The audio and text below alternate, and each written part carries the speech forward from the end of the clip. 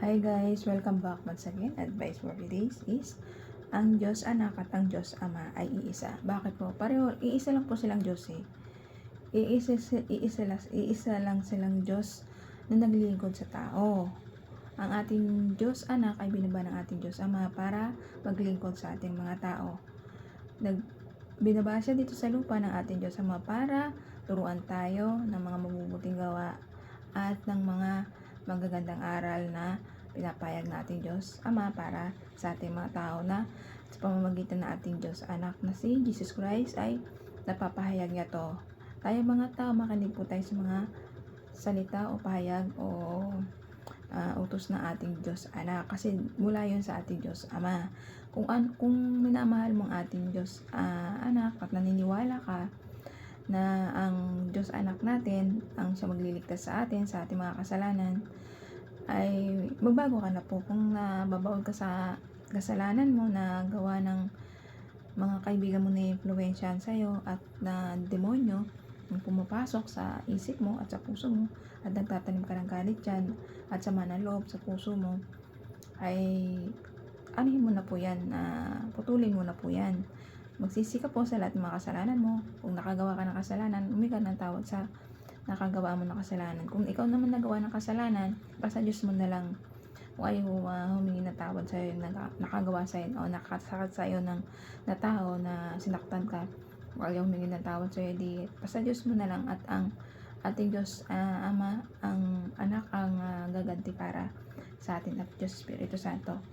Bilang isang mabuting tao, maniwala po tayo at manalig tayo sa ating mga Diyos. Dahil isa lang po ang ating Diyos Ama, Diyos Anak, at Diyos Espiritu Santo.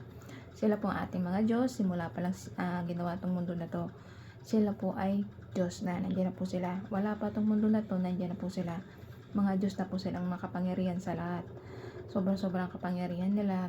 Kahit isang lang hibla ng buhok natin, wala tayong binatbat sa ating mga Diyos.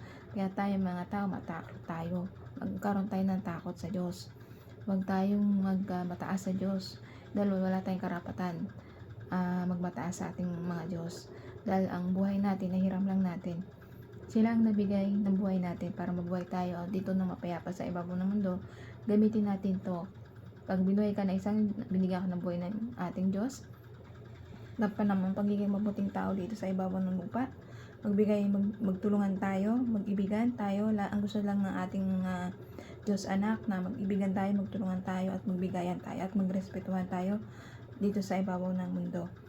Kaya niya yung nagpapahayag siya sa ating Diyos Anak dito sa ibabaw ng lupa para if generation by generation ay may malaman ang mga bawat tao at hindi mapunta sa kadiliman, lagi lang tayong manalig at maniwala na totoo silang mga Diyos na buhay na binabantayan lang tayo at laging ginagabayan.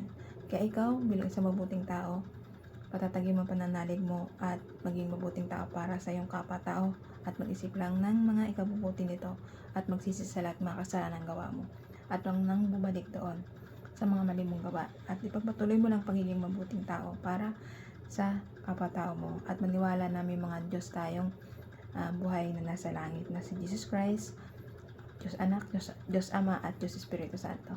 Kaya hanggang dito na lang po aking advice. Ingat po tayong lahat and God bless.